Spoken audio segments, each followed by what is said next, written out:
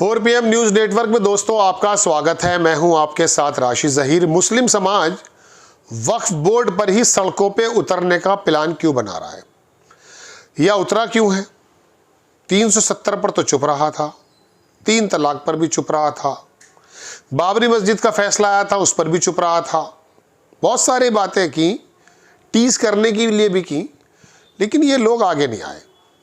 वक्फ board पर आ गया क्यों?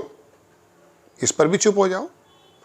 आपको धीरे धीरे पहले चेक किया जा रहा था कि दरअसल आप किस चीज़ से टीज होते हो, आवाज़ निकालते हो नहीं निकालते, तो पता चला मोटी चमड़ी हो गई है।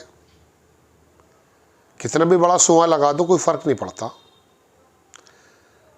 बाबरी मस्जिद के मुतालिक जब फैसला आने वाला था तो उत्तर प्रदेश के अंदर जो जिलाधिकारी और SSP वगैरह थे, इन लोगों ने मुस्लिम समुदाय के लोगों को बुलाना शुरू किया हर 10वें-15वें दिन। हम भी जाते थे उस मीटिंग में।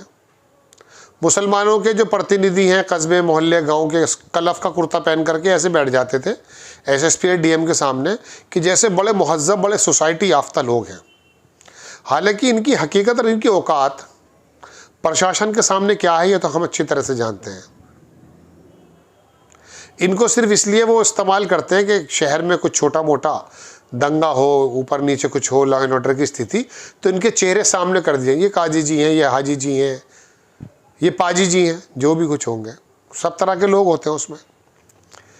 तो मैंने एक साहब को पकड़ कर कहा, वो भी कलफ का कुर्ता, ये लंबी दाढ़ी, यूँ बैठे थे कि DM साहब किसी तरह से मुझे देख लें। DM अगर देख भी लेता तो क्या होता, फिर भूल जाता DM तो। उसके सामने काम इतने होते हैं, कोई अगर ये कहने लगे मेरी DM से बड़ी अच्छी ताल्लुकात हैं, हो सकता हो, तो DM साहब अपने काम में इतने लगे होते हैं। अरे DM साहब नमस्कार, हाँ, क्योंकि उसके सिर पे काम है भाई, वो नौकरी कर रहा है। अब वो सोचता ये मेरा बस ऐसा, हाँ अगर DM साहब खाली हैं तो वो तो नॉर्मल आदमी को आइए बैठिए बैठिए, ये एक नॉर्मल बात है अधिकारी का। तो वहाँ पर वो कलफ का कुर्ता पहने हुए बड़े से थे वो। मैंने उनसे कहा मीटिंग ख़त्म होने के बाद, मैं कहा आप जो कलफ का कुर्ता पहन के हर 10वें दिन आ जाते हो, आपने कभी कप्तान से पूछा है कि आप मुस्लिम समुदाय के लोगों को बुला कर के क्यों कह रहे हो कि साहब फैसला जो भी आए हमें अमन व अमान को कायम रखना है? क्या हिंदू समाज के लोगों को भी इन्होंने बुलाया है एक बार? चूँकि इनको मालूम पड़ गया था प्रशासनिक अधिकारियों को कि फैसला क्या आने वाला है, तो शायद मुस्लिम समाज से थोड़े डरे हुए थे कि भारत में पता नहीं क्या हो जाए। लेकिन मैं एक बार एक विधायक था संगीत सोम, उसकी बाइट कर रहा था, तो कह रहा है मुसलमान समझ चुका है भारत का, कोई दिक्कत नहीं है। बड़ा कॉन्फिडेंस थे ये। तो उनको मालूम था कि बिला वजह इनका वो बना रखा है, इनमें तो है नहीं कुछ। जिनमें कुछ था वो तो पुराने लोग थे, अब तो मुफाद परस्त लोग हैं। चौकी का दरोगा बात करे ऐसे दिखाते हैं अपने आप को, अरे बाप रे बाप हमारे बड़े ताल्लुकात हैं, हमारी बड़ी प्रशासनिक स्तर पे बात है। चोर उचक्का था ना तू पहले, तुझे कुर्सी पे बैठा लिया दरोगा ने, तो तू अपने आप को अच्छा शहरी समझने लगा। तू इनकी नज़र में पहले भी चोर था, आज भी चोर है। मैं अपनी कौम से मुखातिब हूँ। खैर, तो दोस्तों बात यह है कि वक्फ पर ये आए नहीं, आ गए, पीछे नहीं आए। जब आपको 3 तलाक में अगर कुछ परेशानी नज़र आई थी तो आपको अपना विरोध दर्ज कराना था। आपके खिलाफ जो भी फैसले आ रहे थे धीरे धीरे, और आपको लग रहा था कि आपके मौलिक अधिकारों का हनन है, तो आपको सड़क पर संविधान के मुताबिक आना था। अब आकर क्या करोगे? अब तो निकल चुका बोतल से जिन बाहर। लेकिन फिर भी मुस्लिम समुदाय ने अगर ये सोचा कि यार 3 तलाक गलत था, सरकार अगर ले आई तो ठीक है, चलो कोई दिक्कत नहीं। 370 में तो सब लोग साथी थे देश के। बाबरी मस्जिद में ये था कि यार कई दशक हो गए, चलो कोई दिक्कत नहीं। तो अब आप आपकी ये जगह पर आ गए। वक्फ, अल्लाह के नाम पर दान में दी हुई वो जगह संपत्ति जो अपनी कौम की भलाई के लिए वक्फ कर दी गई हो। वक्फ का मतलब ये है, अब दी तो थी मुस्लिम के पूर्वजों ने। मोदी जी कौन है इसमें आ गए बीच में? ये कौन लोग आ गए बीच में साहब? अब सड़कों पर आए हो। तुम लोगों के अंदर भी बहुत कमियां थी, मौका तो आपने दिया ना। करोड़पति है, वक्फ की जमीन पर कब्जा करे बैठा है, भाई छोड़ देना मस्जिद की जगह भाई। तेरे बाप की जगह थोड़ी ना है भाई, मुस्तहिक लोगों की जगह है। 5 रुपये किराया दे रहा दुकान का, मस्जिद की दुकान है, इसलिए बना दी गई थी कि मस्जिद की आमदनी हो जाए, इमाम की तनख्वाह निकल जाए। 5 रुपये दे रहा था।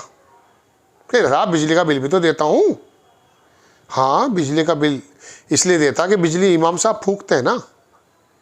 तो ये जब खुद डकैत हो गए थे तो मुसल्लत तो होना था किसी न किसी को, हो गए मुसल्लत। दिक्कत क्या है? जब तुम अपने बड़ों का अदब और छोटों पर शफकत नहीं करोगे तो आपके ऊपर ऐसे जालिम बादशाह मुसल्लत कर दिए जाएंगे, सुन्नत छोड़ बैठोगे जो आपका अदब नहीं करेंगे।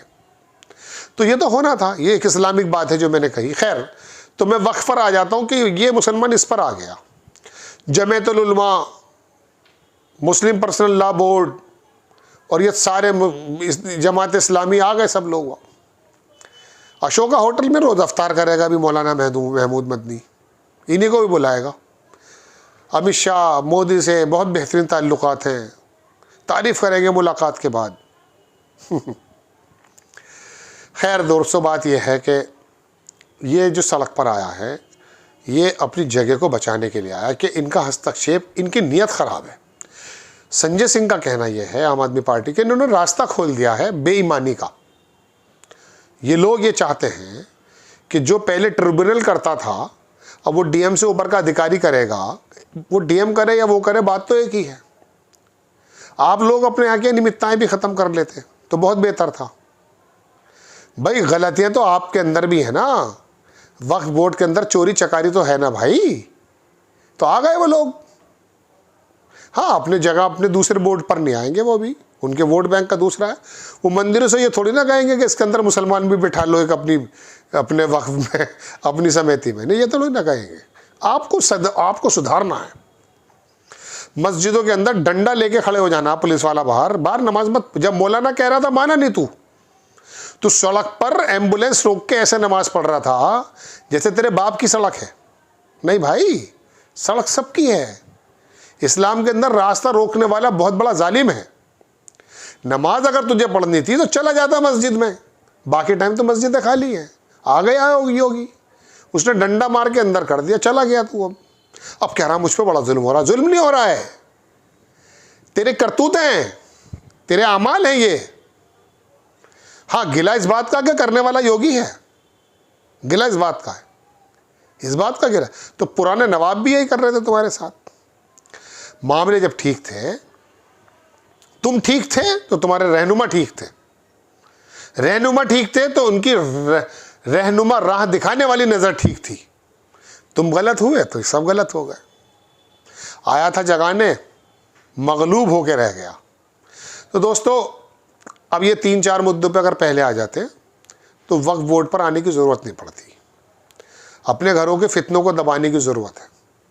तो मैं थोड़ा सा ये बताना आया था कि वक्फ बोर्ड का एक्चुअली मकसद क्या था, क्या ये चीज़ है।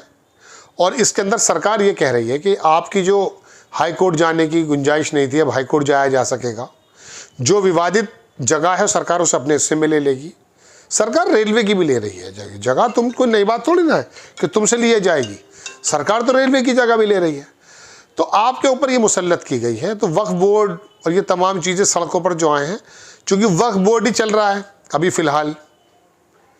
वो टैरिफ जो आ गए हैं 2 तारीख में, उसके पीछे जो खबर छुपा दी गई है उसके बारे में तो कोई जिक्र हुआ नहीं है। इसलिए मैं अर्ज़ कर रहा था आपसे कि ये दरअसल अब सड़क पर आया, अब देर हो गई।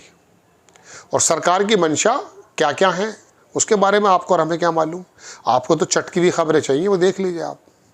जय हिंद।